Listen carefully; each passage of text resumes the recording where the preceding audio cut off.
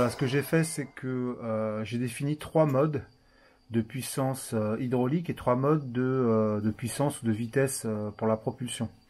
Donc la propulsion, elle se joue sur ce bouton-là. Donc du bas vers le haut, de la plus petite vitesse vers la plus grande vitesse. Donc la petite vitesse, je suis au maximum, hein, comme vous pouvez voir. Voilà. Alors je suis même vitesse en marche avant, en marche arrière. Je réfléchissais à faire un peu plus en marche arrière, mais enfin pour le moment j'ai fait la même chose. Vitesse moyenne que j'utilise quasiment tout le temps.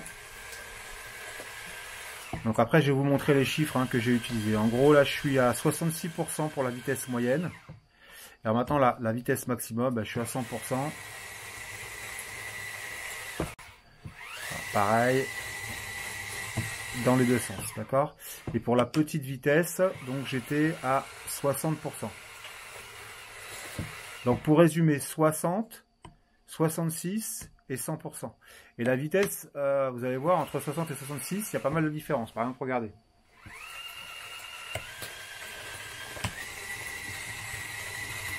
Voilà, je vais faire la même chose.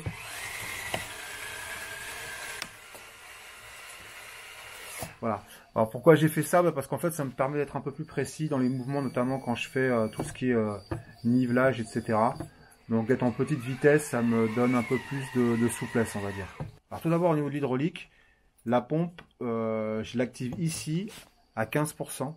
Alors ça, c'était parce que j'avais discuté avec le constructeur de mon bloc hydraulique, là, MPE Models, et il me disait que c'était bien de laisser comme ça, il n'y a pas d'à-coup, ça ne fait pas démarrer, arrêter sans arrêt la pompe. Et en même temps, ça a l'avantage de ne pas consommer beaucoup. Donc du coup, pour l'hydraulique, j'ai pareil, j'ai trois options. Petit, moyen et grand. Alors ça joue surtout sur la vitesse. J'ai eu confirmation que ça ne jouait pas sur la puissance en termes de barre. Voilà. Donc je suis en petite puissance. On va partir, regardez, on va faire un test. On va partir du bas vers le haut. Éventuellement, je mettrai un chronomètre sur la vidéo pour que vous puissiez voir. Voilà. Donc là, petite vitesse, donc je suis à, alors de mémoire, 60% de la pompe. Voilà, donc ça c'est toujours petite vitesse, on est d'accord. Alors après, moyenne vitesse, que j'utilise la plupart du temps.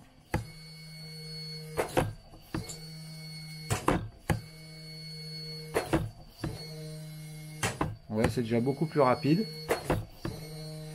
Donc, et la grande vitesse maintenant.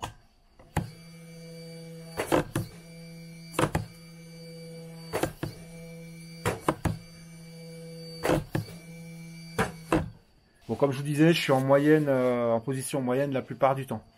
Alors, qu'est-ce que j'ai d'autre comme j'ai comment dirais-je, toute la partie son. Donc, je démarre le moteur ici.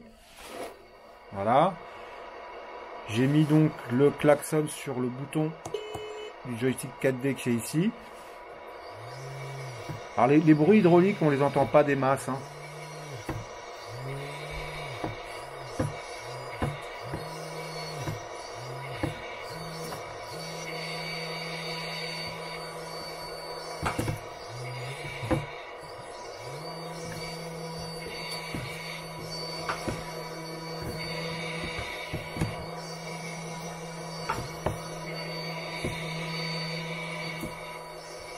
Alors là où c'est sympa, c'est surtout sur la propulsion.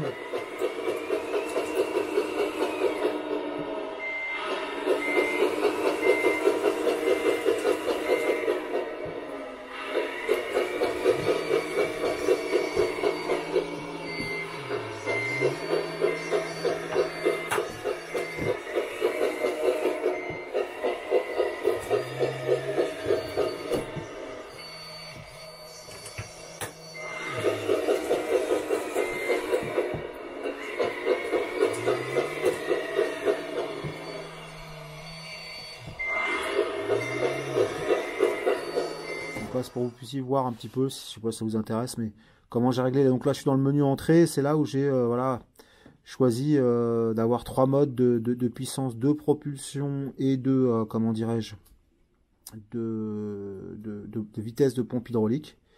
Ensuite, dans les mixages, bon, il n'y a rien d'exceptionnel, on va dire, je pense. du moins c'est pour un Trax, voilà. Qu'est-ce que j'ai fait? Oui, j'ai ajouté une petite courbe avec un point neutre. Et puis après, il y a toute la partie.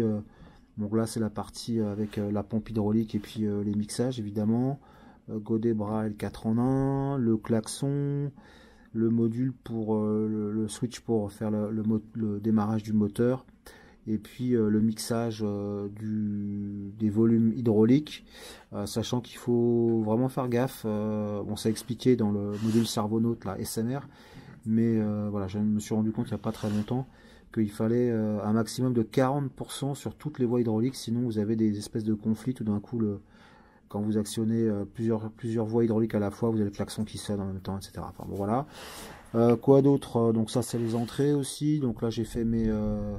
comment dirais-je? J'ai réglé mes fins de course et puis le neutre. Voilà. Qu'est-ce que j'ai fait? Donc là, j'ai fait une courbe. Là, vous n'allez pas vraiment pouvoir le voir, mais c'est une courbe avec un petit point neutre, etc.